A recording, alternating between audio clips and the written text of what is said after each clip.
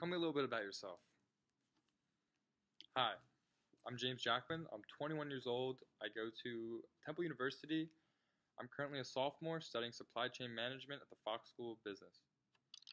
Um, I was raised in a small town of Yardley, Bucks County in Pennsylvania. I attended a fairly large high school with a graduating class of about 1,000 people. I was raised in a medium-sized family with two loving parents, two brothers, one younger and one older. Being the middle child really allowed me to have an older brother to look up to and follow in their footsteps, while at the same time being a role model for my youngest brother. My older brother definitely had a great impact in my decision to attend Temple University because he himself was also a supply chain management major at the Fox School of Business. Growing up, I've always admired and respected the concept of business and capitalism since a young age. I understood that everything in life, in one way or another, was related to business when the transfer of money is involved, which is just about everything in the real world after graduating high school, whether it be paying rent or like going to get food with your family and friends. I've always understood that the harder you work, the greater the benefits you will receive in the long term of capital gain. I've always been a hard worker and very conscious of the value of money. My parents taught me at a very young age that you need to work hard for what you want. Ever since I was a kid, I've always been hustling. I remember I would spend hours outside during summer doing lemonade stands just to save up money for a new Lego set or a new Nerf gun that was popular amongst my friends. During middle school and high school, I would rake yards during the fall. I would shovel driveways in the winter time and mow lawns in the summer. In order to get money for events with my friends, such as concerts, movies, going out on the weekends, hanging out. After high school, I wasn't entirely sure with what I wanted to do with my future in terms of a career path, so I decided to take a gap year. I knew that I wanted to do something that I loved and was passionate about rather than dread every second of my life doing a job that I hated just to get by financially. So during my gap year, I really wanted to soul search and discover more about who I was. And during high school, I was always passionate with photography, but after graduating and taking this gap year, I finally had plenty of time to dig deep into this hobby to the best of my ability. I began doing freelance work for my mom, who was a realtor in my area, and began to photograph properties for herself and her clients. I would also photograph events such as weddings, small businesses in the area that needed photographs for their websites, and just other types of events such as bar mitzvahs and stuff. I began making business cards and started to slowly brand myself where I lived. This really taught me to be extremely professional and present myself in the most mature fashion as possible wherever I was. I learned that your reputation is everything regardless of what your business is, and that it takes lots of time and effort to become respected in whatever it is that you may do. Tell me about a significant accomplishment in your life.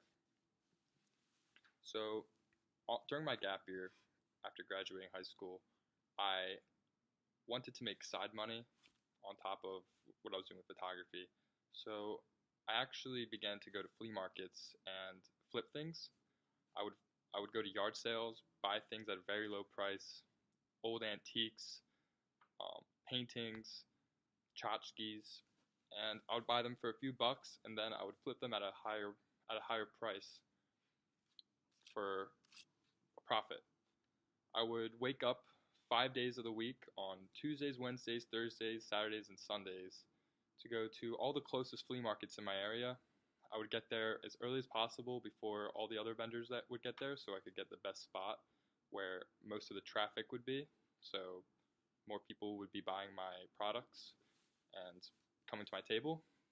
So at the flea markets, there was this one gentleman who was selling crystals and crystal specimens and healing stones, and I would always see that majority of the people would always go to his table, and he was getting most of the business.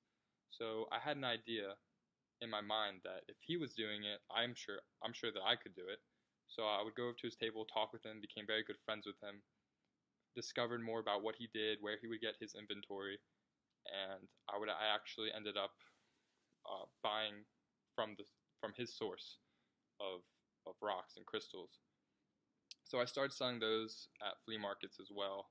I began to do pretty good, and being at a young age, I really understood more about social media and marketing on social media. So I began to sell on eBay as well, not just strictly at the flea markets. So I could reach um,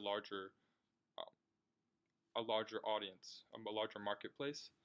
So I began selling on Instagram, and I would actually sponsor my advertisements on my Instagram page called Sacred Gemology, where it would allow me to reach more people if I paid a price of anywhere from $15 to $1,000 on product advertisements. We actually also read about this in one of the Wall Street Journal articles about how a certain Instagram feature can allow you to promote your products. And this entire experience of having my own small business and selling online and making profit has been an incredible accomplishment for me. My largest sale through social media was $10,000 in a bulk order of minerals, crystal species for a high end collector.